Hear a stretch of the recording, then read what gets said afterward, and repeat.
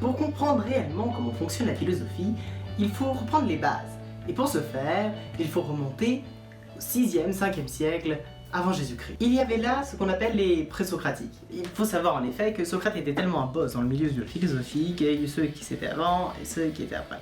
Ainsi donc, on a les présocratiques, parmi lesquels les fameux Thalès et Pythagore, ou Héraclite et Démocrite, auxquels on pense beaucoup moins, qui ont tout de même marqué leur temps de par leur détachement avec le monde de l'époque. À se détacher la religion et à essayer de comprendre le monde par la raison. Il faut savoir que la religion donne des vérités révélées. On ne cherche pas à comprendre comment, c'est ainsi, et quand on demande pourquoi, eh parce que c'est les dieux. Ainsi donc, on cherche une explication rationnelle à tout ce qui existe. On cherche par la raison. Petit tips, la raison est souvent la réponse dans la philosophie. Ça ou Dieu. C'est par la raison qu'on va chercher à comprendre le fonctionnement du cosmos. Cosmos d'ailleurs signifie quelque chose de rangé, où tout est à sa place. Hein.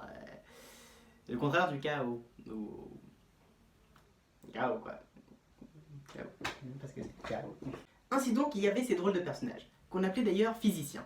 Physicien qui vient de physis, physis, la nature. C'est bien vu, étant donné qu'ils essayent de raisonner par la nature. Eh oui, tu n'avais pas finir celle-là. Et c'est sur ce principe-là que chacun va expliquer l'origine du monde. Et Thalès va dire que tout a pour origine l'eau.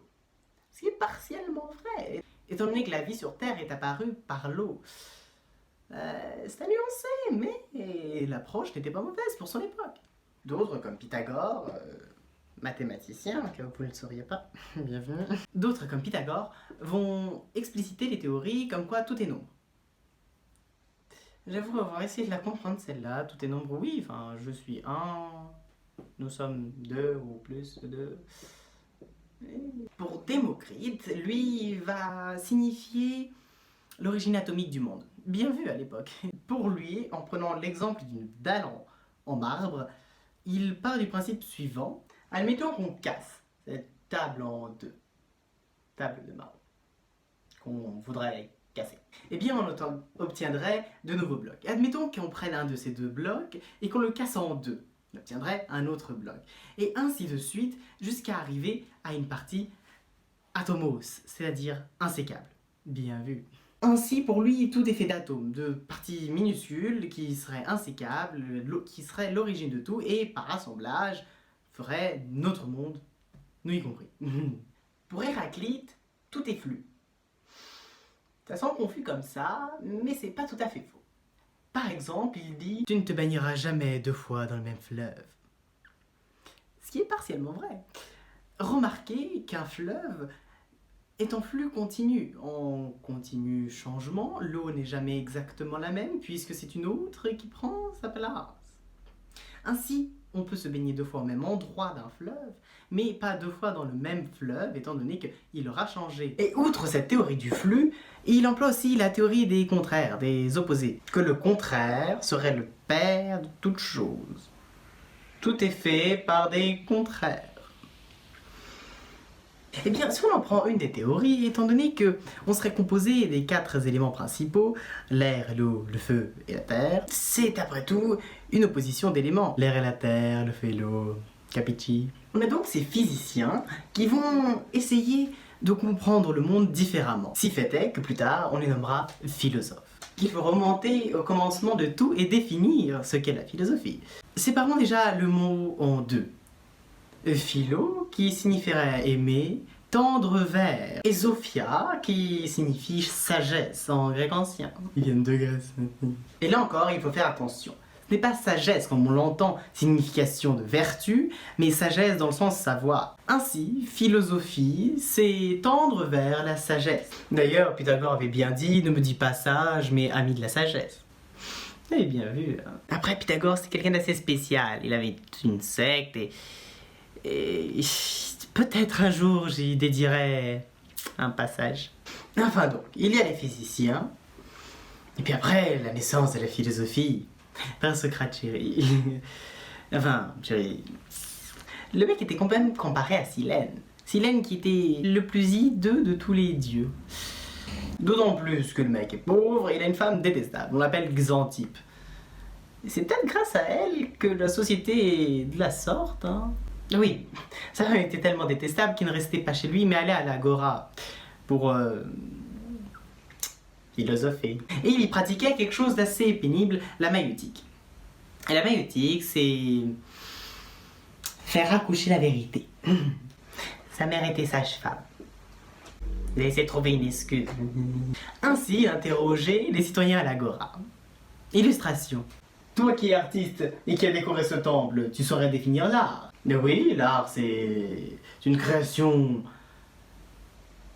de quelque chose de beau. Mais alors, tu saurais définir le beau? Oui. Sans doute. Enfin bref. Socrate les mitraillait de questions comme ça, jusqu'à ce qu'ils craquent, à vrai dire, et qu'ils se contredisent eux-mêmes.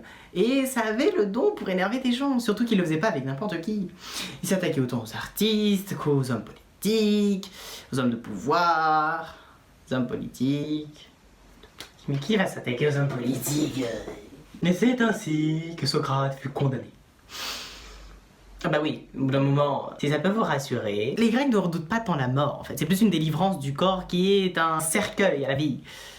Oui, on peut pas penser quand on a faim, ou quand on a d'autres besoins à assouvir.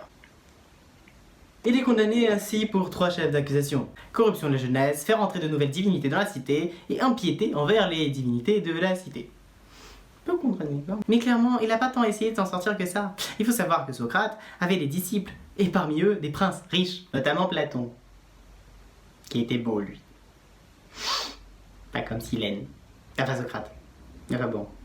Ainsi, il avait toutes les occasions du monde de fuir. Il avait des complices, il avait les lieux, et on lui avait même proposé de s'exiler au lieu de mourir. Mais non, il faut savoir qu'il a combattu pour la ville, et se faire exiler est tellement un outrage pour lui qu'il préfère mourir. En même temps, il avait 70 ans, à l'époque. C'était quand même pas mal, hein. Il voulait tellement mourir, le gars, qu'il a demandé à être gracié. Non, pas être gracié. Plus sérieusement, même quand sa femme vient le voir en pleurant, en disant « Fuis, Socrate, comment peux-tu te laisser mourir de la sorte ?» Ah, femme, tu ne sais faire rien d'autre que pleurer. T'avais un charme. Sans doute. Et c'est ainsi qu'il mourut par absorption de cellule.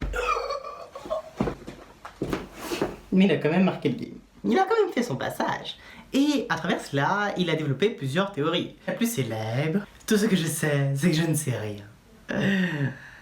Ah, si seulement certains le savaient.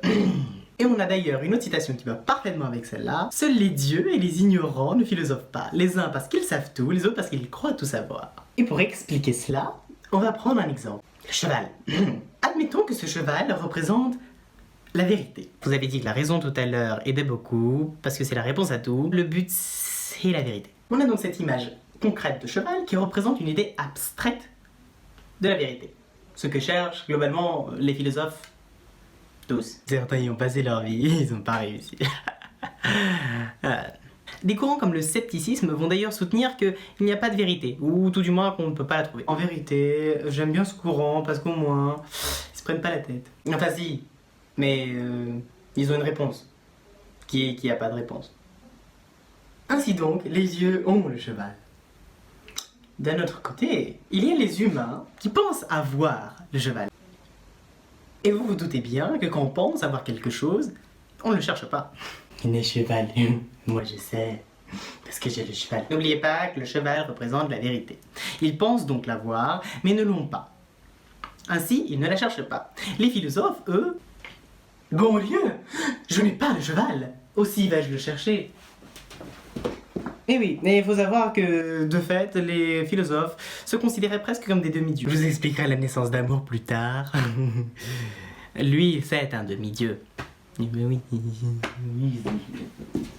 Ainsi donc, cela explique que les dieux ne philosophent pas parce qu'ils n'en ont pas besoin, et les ignorants parce qu'ils croient qu'ils n'en ont pas besoin. En somme, Socrate a conscience de son ignorance. Il sait qu'il ne sait pas, du coup il va chercher à savoir. Et c'est là une des conditions à la philosophie, et même la nécessité de cette dernière. Ainsi donc, vous avez les bases de la philosophie, et Socrate, qui est quand même le fondateur de cette dernière. Enfin, on considère comme un des fondateurs de cette dernière. La prochaine fois, j'essaierai de réexpliquer le conscient, et puis du coup l'inconscient, et puis ce qui viendra, quoi. J'espère vous avoir été utile, et puis à la fois prochaine.